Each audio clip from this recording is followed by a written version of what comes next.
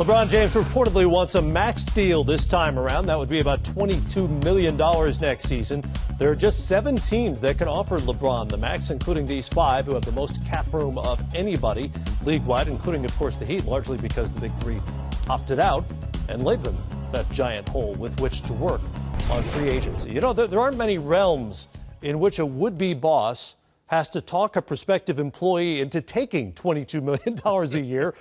But this time of the year, the NBA is one of them. You guys have both been in that room trying to pitch your team to these superstar players. Once you've secured the meeting, which is no small task in a lot of cases, how much thought do you go into how it plays out, who's in the room, what the presentation is like, and how long does that take?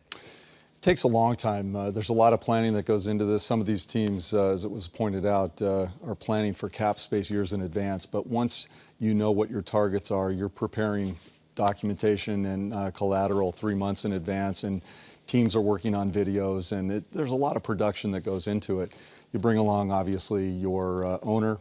You bring along a couple of key players. You bring along coaches that are key to the process, someone who's going to sell the style of play, how you fit in the system, et cetera.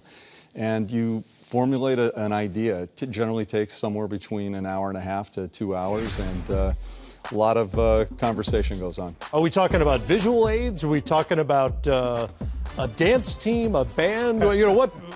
We haven't been in these meetings. Who appears? Well, you're definitely talking about visual aids. You want to show the player how he fits in, how you're going to play, your style of play, the culture that you have, that you've built up over years, the tradition that you're trying to have, and the legacy that he will leave in that organization.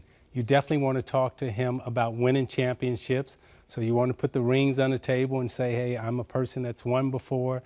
This is how you win in this league. And by the way, if we're going to win this way, LeBron, D-Wade, Bosh, whoever you're talking to, we may need you to take a little less. Now, why do you take less? You take less so we can bring more players, so we can have a more well-rounded team. Everybody can't play in this situation, so this is a situation that's only designed for specific people, and you are one of the people that this situation is designed for. Everyone can't play here, so this is a special kind of place that we're bringing you into. This is a special tradition that we have here, a legacy, again, that you can leave. So you're really selling him on your culture, your team, your winning, how he's going to fit in. And then the last thing you want to do is talk about his family, how his wife, kids, and everyone else will be a part. You talk about the community. You talk about the school system. You bring politicians in who own the video.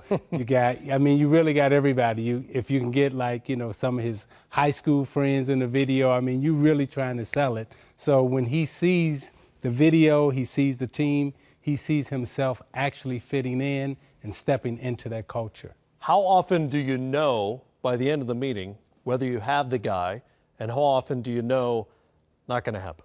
I always ask for the signature right then and there. I don't leave the meeting unless I have him.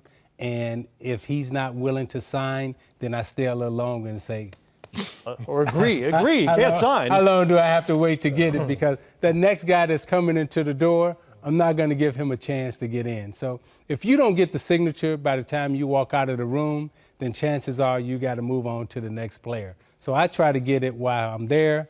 And if he's not willing to sign, then I got to move on to the next. So I put the pressure on. It depends on the situation. Every situation's different. I've been in a situation where we actually did, get the signature there. Not signature, but the agreement. The agreement, right.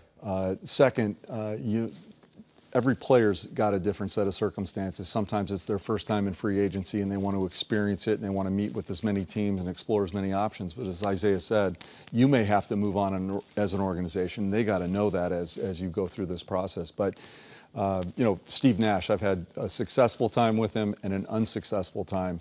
The first time was a little bit easier. There was some planning that went into it, but we just jumped on a plane, went to Dallas and met with him. And we did. We made him give us an answer that day. The second time, we actually had a video that reduced him to tears, and he was very impressed by everything, but he beat me to the punch. He said, I'm not giving you an answer today. I've promised myself I'm going to meet with some other teams. So impressed, but ultimately not impressed exactly enough. Oof. It's a tough gig. Tough gig.